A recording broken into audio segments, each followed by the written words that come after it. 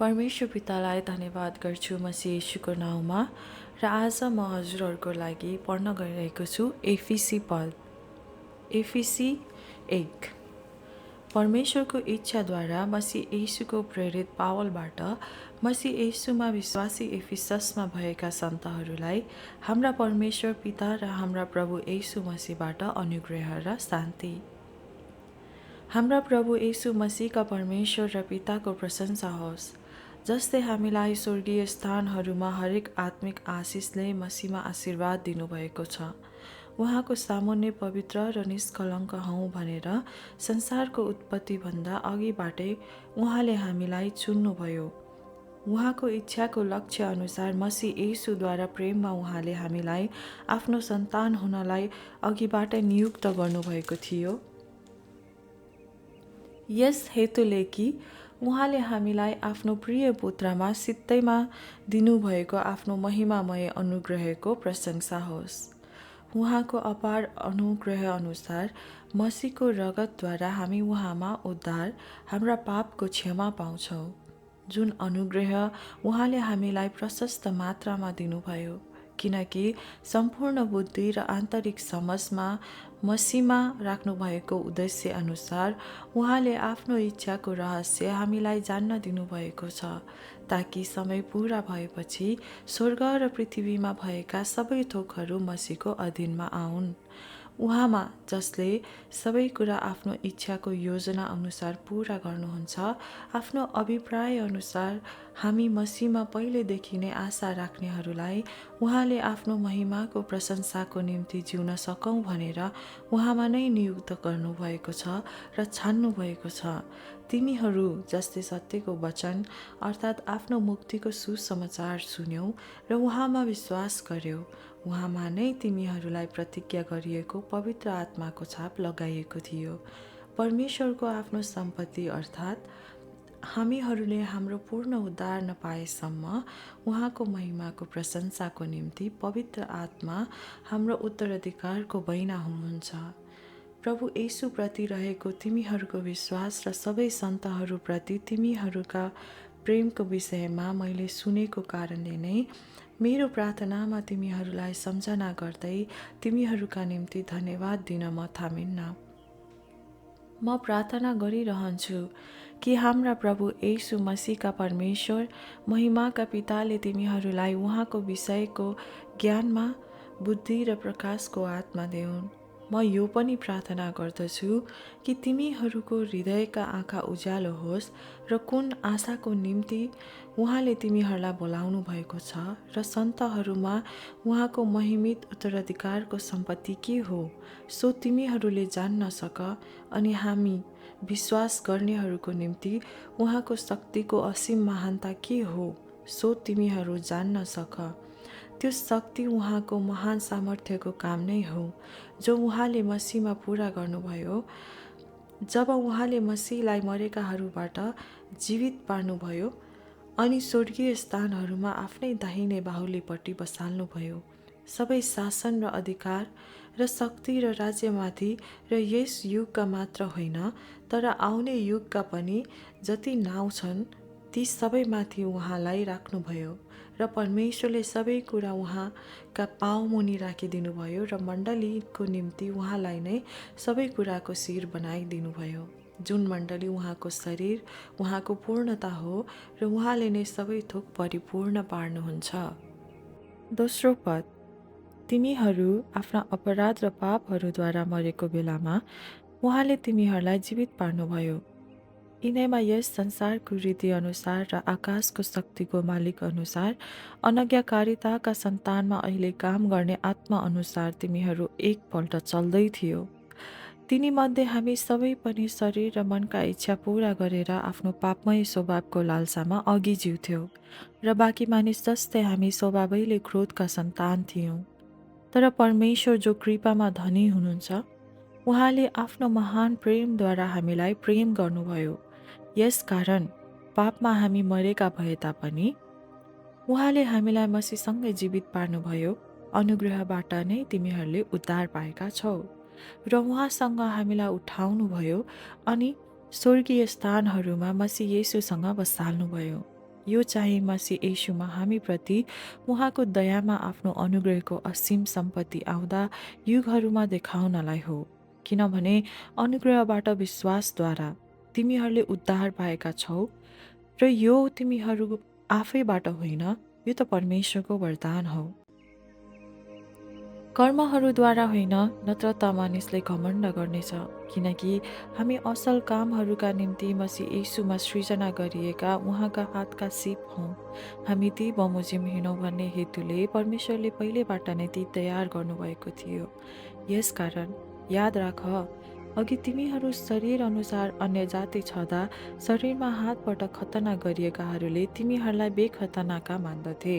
याद राख, तिमीहरू त्यस बेला मसीहबाट अलग, इस्राएलका नागरिक, हकबाट बाहिरिएका थियौ र प्रतिज्ञाका करारहरूबाट बिराना, आशा नभएका र यस संसारमा परमेश्वर रहित थियो।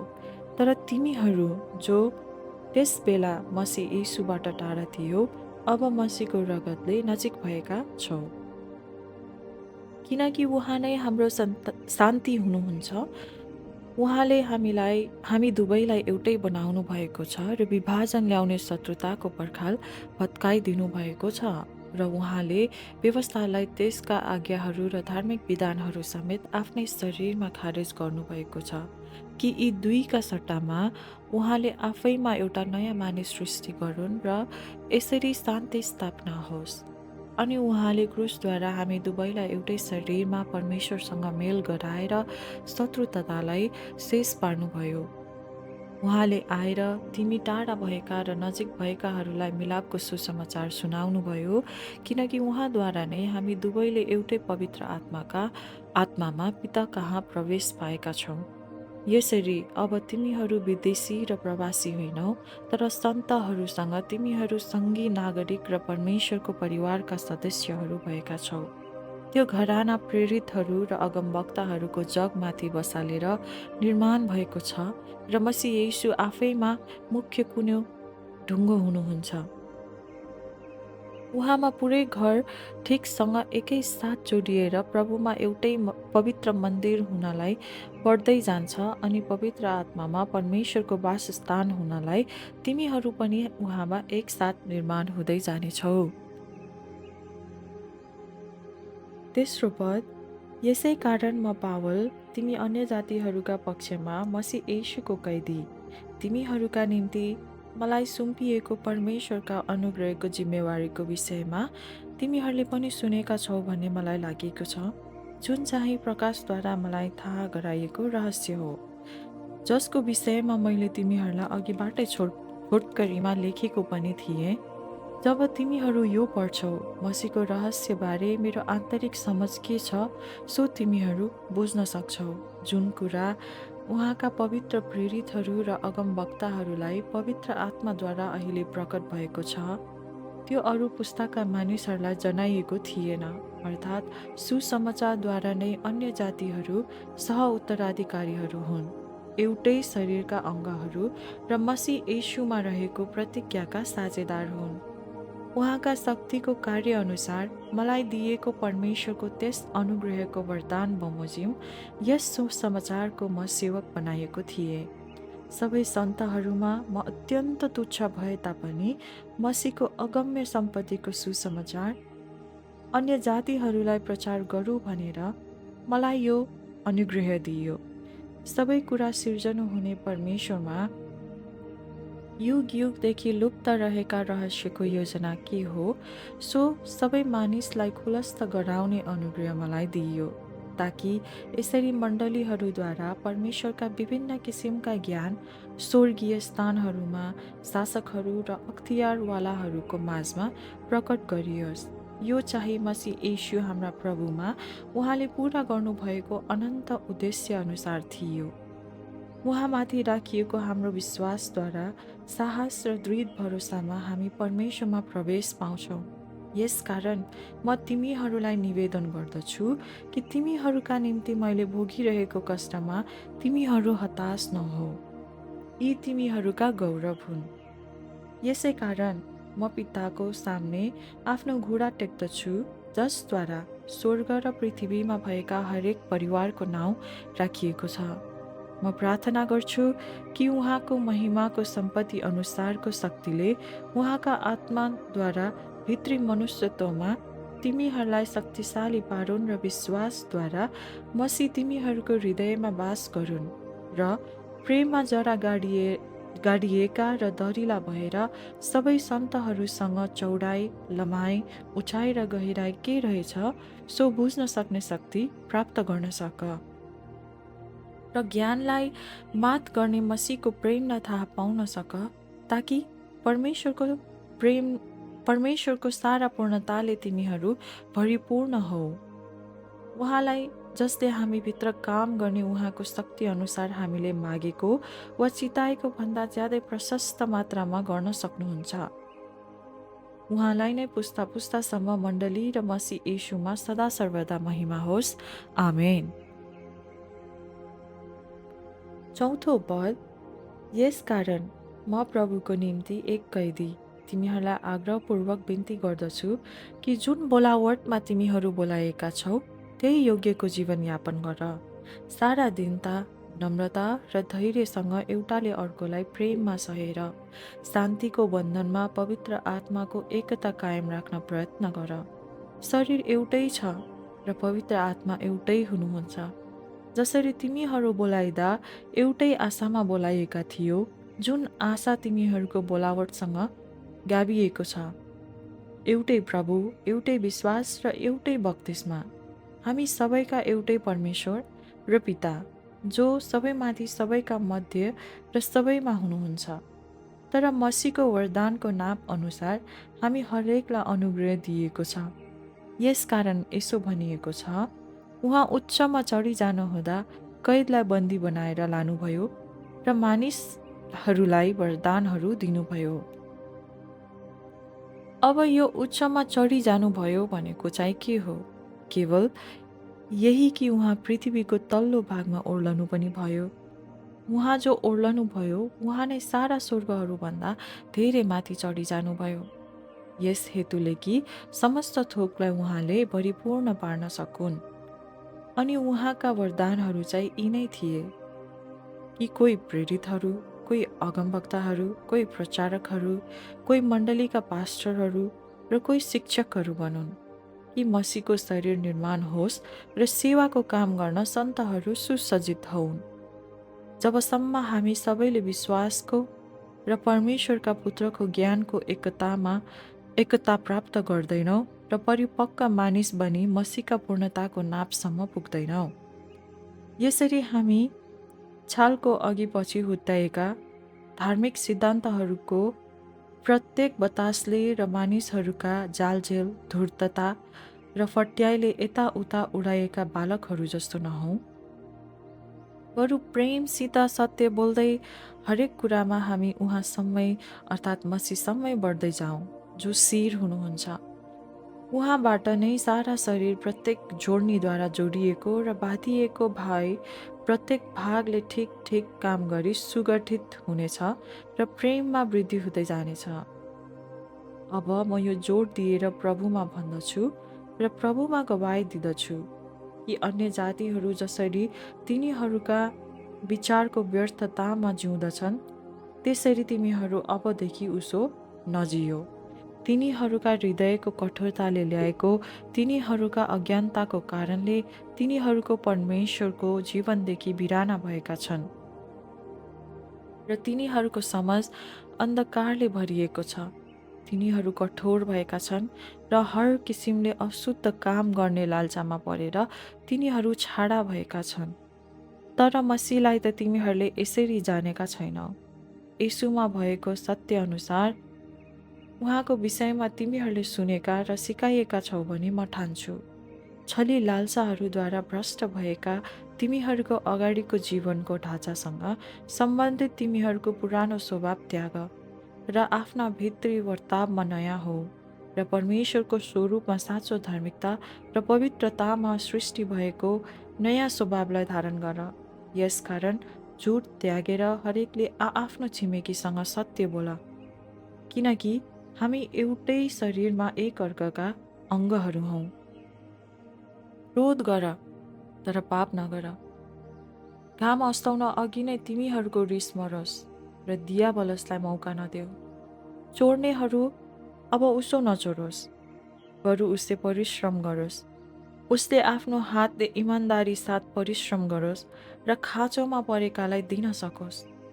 तिमीहरूका मुखबाट कुवाक्य ननिस्कियोस्, तर समय सुहाउँदो र सुधार गर्ने मिठो वचन मात्र बोल, जसबाट सुन्नेहरूलाई अनुग्रह मिलोस् अनि परमेश्वरका पवित्र आत्मालाई दुखित नतुल्याऊ, जसमा उद्धारको दिनको निम्ति तिमीहरू छाप लगाएका छौ। सबै तितोपना, क्रोध र रिस, होहल्ला र निन्दा, सबै किसिमको डाहा समेत तिमीहरूले त्यागिदेऊ। जसरी परमेश्वरले मसीहमा तिमीहरूलाई क्षमा गर्नुभयो, त्यसरी नै एउटाले अर्कालाई क्षमा गरेर तिमीहरू एक अर्काप्रति कोमल मनका र दयालु हो। 5 पद, यस कारण तिमीहरू प्रिय बालकहरू झै परमेश्वरको देखासिखी गर्नेहरू हो। तिमीहरू प्रेममा चल, जसरी मसीहले पनि हामीहरूसँग प्रेम गर्नुभयो र परमेश्वरको निम्ति सुगन्धित भेटी र बलिदान भएर आफैलाई हाम्रा निम्ति अर्पण गर्नुभयो। तर तिमीहरूका बीचमा बेविचार र सारा अशुद्धता अथवा लोभको नाउँ समेत नलियोस्, जो सन्तहरूका बीचमा हुन सुहाउँदैन। कुनै अश्लील कुरा, मूर्ख बातचीत अथवा बेफाइदाको ठट्यौली नगर्नु यी सुहाउने कुरा होइनन्, तर बरु धन्यवाद दिने काम होस्, किनकि यो त तिमीहरू निश्चय नै जान कि कुनै बेविचारी कि अशुद्ध मानिस अथवा लोभी मानिसलाई मसीह र परमेश्वरको राज्यमा कुनै उत्तराधिकार छैन। कसैले तिमीहरूलाई खोक्रा कुराले धोका नदियोस्, किनकि ती कुराको कारणले अनज्ञाकारीहरूमाथि परमेश्वरको क्रोध पर्छ। यसकारण तिनीहरूसँग सहभागी नहो, किनकि एकपल्ट तिमीहरू अन्धकारमा थियो, तर अब प्रभुमा तिमीहरू उज्यालो भयो। ज्योतिका सन्तान झै हिँडडुल गर, किनकि सबै भलाइ, धार्मिकता र सत्यतामा नै ज्योतिको फल पाइन्छ। र प्रभुलाई मनपर्ने के हो सो सिक्ने कोसिस गर। अन्धकारमा निष्फल कार्यहरूमा भाग नल्याऊ, बरु तिनलाई प्रकट गरिदेऊ, किनकि तिनीहरूले गुप्तमा गरेको कामहरूका विषयमा भन्नु पनि शर्मको कुरा हो। तर ज्योतिद्वारा कुनै कुरा प्रकट गरिँदा त्यो प्रष्टै देखिन्छ। त्यो कुरा जो प्रष्टै देखिन्छ त्यो ज्योति हो। यसैले यस्तो भनिएको छ, ए निन्द्रामा परेकाहरू, जाग र मरेकाहरूबाट उठ र मसीहले तिमीहरूलाई प्रकाश दिनुहुनेछ। यसैले कसरी हिँड्छौ ध्यानसँग हेरेर, निर्बुद्धि मानिस जस्तो होइन, तर बुद्धिमान जस्तो। समयको पूरा सदुपयोग गर, किनकि दिन खराब छ। यसै कारण मूर्ख नहो, तर प्रभुको इच्छा के छ सो बुझ। दागमध्यले नमात्तियो, कारण त्यो विलासिता हो, तर पवित्र आत्माले भरिपूर्ण हो। एउटाले अर्कासँग भजन, गीत र आत्मिक गानमा बोल्दै र आफ्नो सम्पूर्ण हृदयले प्रभुको निम्ति गाउँदै र धुन निकाल्दै सधैँ सबै कुराका निम्ति हाम्रा प्रभु येशूको नाउँमा परमेश्वर पितालाई धन्यवाद चढाऊ। मसीहको श्रद्धामा एक अर्काको अधीनमा बस। पत्नी हो, प्रभुको अधीनमा रहे जस्तो आफ्नो पतिको अधीनमा बस, किनकि पति पत्नीको शिर हो। जसरी मसीह मण्डलीको शिर हुनुहुन्छ, जुन मण्डली उहाँको शरीर हो र उहाँ स्वयं त्यसको मुक्तिदाता हुनुहुन्छ। जसरी मण्डली मसीहको अधीनमा छ, त्यसरी नै पत्नीहरू पनि हरेक कुरामा पतिहरूको अधीनमा रहन्।